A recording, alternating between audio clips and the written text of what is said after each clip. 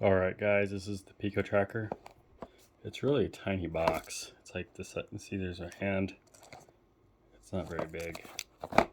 But let's open her up and see what she looks like. I already kind of opened it just so I could get in there easier, so that it's not so bad. Give this a second. Alright, so stupid plastic. Alright, so now we got it open, kind of. Now I gotta figure out how to open this box, because, you know, impossibilities.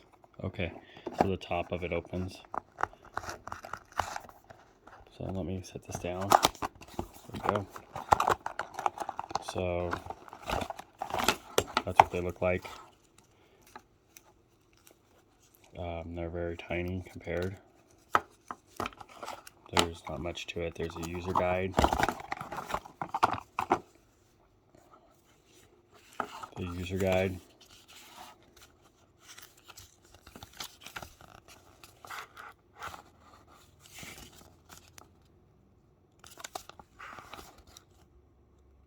Oh, I thought you put it around your penis.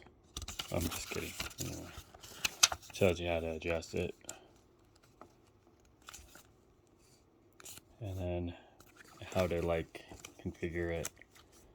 I'll do like a screen capture of how it links up to the device. My question is how does it charge? Oh, here we go. It doesn't charge. They're just AA batteries. So that's pretty much it. It comes with a little power button. You just power it. There you go. You got yourself some Shinjin batteries there. It's pretty cool, I guess. So looks pretty cool. Velcro's in, tightens like you would expect. Feels quality. Yeah, so yeah, so I'll try it out and then I'll link it in, and they're called VR motion tracker, and yeah, so yeah, it's really tiny. Oh, they gave you another box how to like do it and pair to the fitness store, which I already included the APK for.